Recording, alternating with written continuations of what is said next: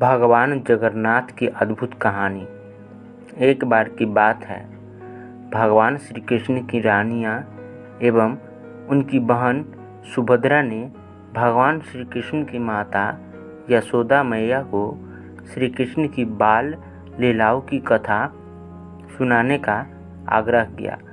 बार बार रानियों के द्वारा आग्रह करने पर माता यशोदा ने सभी से कहा कि यह कथा गुप्त रूप से सुनाई जाएगी और द्वार पर सुभद्रा पहरेदारी करेगी ताकि कोई अंदर ना आ सके। अगर श्री कृष्ण और बलराम भी आए तो उन्हें भी अंदर आने नहीं देना। श्री कृष्ण और बलराम की बाल लीलाओं की कथा आरंभ हुई। सभी गौर से कथा सुनने लगे। कथा सुनते सुनते सभी इस तरह खो गए कि उन्हें समय का पता ही नहीं चला कि कितना समय बीत गया है। इसी बीच श्री कृष्ण और बलराम भी आ गए। सुभद्रा इस प्रकार कथा सुनने में मग्न हो गई कि उन्हें श्री कृष्ण और बलराम के आने का पता ही नहीं चला। वह मूर्ति की भांति द्वार पर खड़ी रही। श्री कृष्ण और बलराम भी बाहर से ही कथा को सुनने लगे। वे दोनों भाई भी अपने बचपन की बाल लीलाओं को सुनने में मूर्ति की भांति खड़े हो गए। इसी बीच नारद मुनि वहां पहुंच गए। उन्होंने जब भगवान श्री कृष्ण बलराम जी बहन सुभद्रा को इस प्रकार से खड़े देखा तो नारद मुनि ने भगवान श्री कृष्ण से कहा, हे भगवान, मैंने कभी भी इतनी सुंदर रूप का दर्शन नहीं किया है।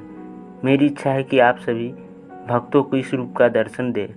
तब श्री कृष्ण ने कहा कि हे मुनिवर, मैं कलयुग में इस रूप का दर्शन दूंगा। जब कलयुग आया तब भगवान श्री कृष्ण ने पुरी के राजा इंद्रद्युम्न के सपने में आए और उनसे कहा कि वह पुरी के दरिया किनारे एक पेड़ के तने में उनका मूर्ति बनवाए और बाद में उसे मंदिर में स्थापित करा दे। श्री कृष्ण के आदेश अनुसार राजा ने इस काम के लिए काबिल बढ़ई की तलाश शुरू की। कुछ दिनों में एक बूढ़ा ब्राह्मण उन्हें मिला और इस मूर्ति को बनाने की इच्छा जाहिर की। लेकिन इस ब्राह्मण ने राजा के सामने एक शर्त रखी कि वह इस मूर्ति को बंद कमरे में ही बनाएगा और उसके काम करते समय कोई भी कमरे का दरवाज़ा नहीं खुलेगा, नहीं तो वह काम अधूरा छोड़कर चला जाएगा। राजा ने उस बढ़ई की शर्त मान ली। काम शुरू हुआ। शुरू में तो काम करने की आवाज़ सुनाई दे रही थी, परंतु काम करते करते जब बहुत समय बीत गया पर कमरे का दरवाज़ा नहीं खुला, न ही कोई आवाज़ ही आ रही थी। तब राजा इंद्रद्युम्न को चिंता हुई कि कहीं बढ़ई को कुछ हो तो नहीं गया। इसी कारण वह कमरे का दरवाज़ा खोला तो देखा कि कमरे में कोई भी नहीं है और मूर्ति आधी अधूरी बनी हुई है। मूर्ति का पैर का ही निर्माण बाकी रह गया था। तब राजा को मालूम हुआ कि यह भगवान विश्वकर्मा ही थे। फिर एक दिन राजा इंद्रद्युम्न को भगवान श्री कृष्ण ने उस अधूरी मूर्ति को ही मंदिर में स्थापित करने का आदेश दिया। तब राजा ने उस मूर्ति को पूरे विधि विधान से मंदिर में स्थापित करवाया।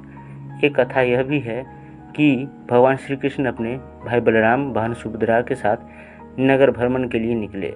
तभी से ही जगन्नाथपुरी में भगवान जगन्नाथ की रथ यात्रा निकाली जाती है। इस मंदिर में भगवान श्री कृष्ण भाई बलराम और बहन सुभद्रा के साथ विराजमान हैं। एक मान्यता के अनुसार जगन्नाथ मंदिर में भगवान श्री कृष्ण के मूर्ति में उनका दिल रखा हुआ है, जिसे आज तक किसी ने भी नहीं देखा है। मान्यता है कि अगर कोई भी इसे देखने की कोशिश करेगा वह जलकर भस्म हो जाएगा। जब मूर्ति का दिल नई मूर्ति में लगाया जाता है तब मंदिर के आसपास की सभी लाइट बंद कर दिया जाता है और पुजारी की आंखों में पट्टी और हाथ में दस्ताने पहनाकर मंदिर के अंदर प्रवेश किया जाता है। अगर यह कहानी आपको अच्छी लगती है तो कृपया चैनल को लाइक, शेयर और सब्सक्राइब जरूर करें। धन्यवाद।